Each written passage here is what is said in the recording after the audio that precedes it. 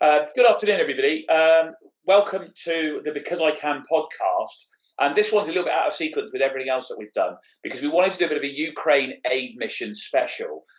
Some of you will be aware from the other social media channels that we communicate on that as a team, Sandstone and the Moto Joe Rally team have decided to combine all of our efforts and come together to provide aid out to Ukraine. And we thought, Paul, didn't we, that it was sort of really worthwhile to explain why and how we're doing that, and in fact how we've put that little bit of a mission together, because none of it's an accident. So we just want every listening to know how we've come to that conclusion, what it is we're going to try and do to help, and arguably more importantly, how it is that we're going to go about it. And I think Paul posted something yesterday around we're very privileged in that we have access to kit and equipment, Paul, don't we? Yeah, exactly. I mean, a lot of us might know our backgrounds. Tim and I, have spent time in the military. We've also spent time running and being on expeditions around the UK and around the world, and we know why and how good kit makes a massive difference. When you're cold, when you're wet, when you're miserable, having the right kit on makes such a difference. And we were just thinking maybe we can use some of our contacts, some of the people we know, some of the companies that we've worked with and have really looked after us. Is there anything we can do to pull people together and put in a trip to take what people really want? As winter comes to become spring, it's going to be wet, it's going to be cold, it's going to be miserable out there. Is there anything that we and our contacts and our friends in the outdoors environment can do to help? Yeah, exactly, guys. So, and what we did is, as we would normally do, really, we kind of did the intelligence, not information. And you've heard us bang on about that endlessly on podcasts and any training sessions you've ever attended with us. But that's exactly what we did. So the first thing we did is we kind of used our network diagram and we worked out who do we know, what, where, and when. And it turns out the number of our clients, Chevron Traffic Management, Gardner Aerospace, all have offices and contacts in Germany, Poland, and in fact in Ukraine as well. So we were able to reach out and create essentially a network diagram to work out who was what, where, and when. And in fact, one of our title sponsors for the rally team, Joe Phillips, is currently based in Warsaw in Poland. So we were able to cross-reference all of the intelligence and work out what was actually going to be needed by whom and when.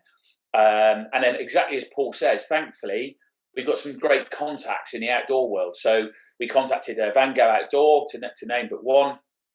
And they've supplied us with a kind of load of kit equipment. So we've got 5,000 boil in a bag Wayfarer meals. So far, 250 sleeping bags. And that's about to get topped up by some great generations from the public over the weekend, but also from Gately PLC and one of the schools that we're about to go and visit. And then we've also so far got 300 first aid kits. So the sleeping bags, the boil in the bag rations and the first aid kits are where we figure we can make a little bit of a difference. But we're not just going to dibble and blindly, Paul, are we? No, that's the point, is to have a chat with people who know and understand and can tell us where it's needed. Who and where shall we go, rather than just turning up and randomly handing it out. It's important that we know where to take it, which is the plan of the trip, which is coming up later in this week. Yeah, so what we've done, guys, is we've got our 2 race trailers. We've stripped them out of all the kind of usual gubbins, and they're now full of all of the aid. And we've built essentially 2 car teams.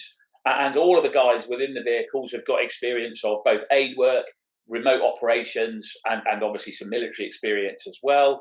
And we've made the teams of people that have experience of crossing borders in strange places. We've got our race team mechanic with us, so we've got the ability to fix the vehicles. And in fact, we're entirely self-sufficient within each vehicle. So whilst we're sure it's going to be a fairly straightforward operation, the cars are all kitted up with tents, survival kit, and anything we might need to make sure that we're okay, in order that we're in the best possible place to deliver the aid that we need to go to.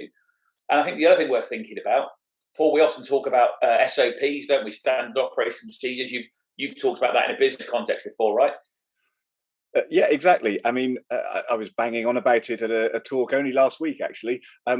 When we're under stress, when we're under pressure, we make bad decisions. And so the best time to make a decision is before you need to. So having a think about it when we're calm, when we're drinking a cup of tea, when we're watching telly, now before we're in the pressured situation, can we come up with SOPs? Can we have an idea of what we might be facing and what we might have to make decisions about, and think it through now? So we're just in a much better situation when and if the situation arises. We can reach into the drawer and pull out plan B. And we know that we've actually thought it through and discussed it when we were nice and calm and nice and relaxed, without having to panic or go with our gut, or just roll with the punches. Exactly.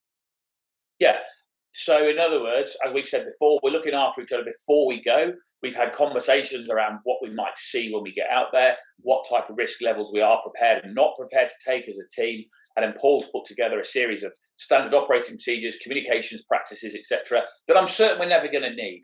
But the day we do need them is not the day to be trying to work them all out. So exactly as Paul says, we're looking after each other up front. We've got everything worked out before we go to give us the best possible chance of success. Combine that with a diverse team and diverse skill sets. We've got a team of 4 in the vehicles. We've got Paul running operations room effectively back in the UK to make sure everything goes along smoothly. And we've got a whole team of people, Glenn and Fiona Piper, etc., that have been running around helping us with the administration, pulling in corporate sponsorship, and all the people that are aid us into to get there and back again. Yeah, it's important that we can turn up self-sufficient, we can turn up and deliver aid, we can add value rather than turning up and being a problem. And I think that by hopefully drawing on all the experiences of everyone in the team, we can turn up and deliver what we wanted to set out for in the first place.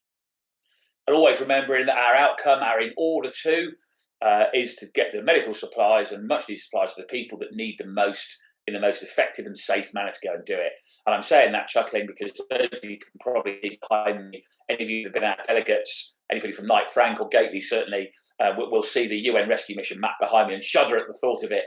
Well, there you go. It looks like we're about to go and do that for real. So we just wanted to give you a little bit of an update, to tell you what we're up to and why, and to reassure everybody that it's been worked out properly or as best that we possibly can.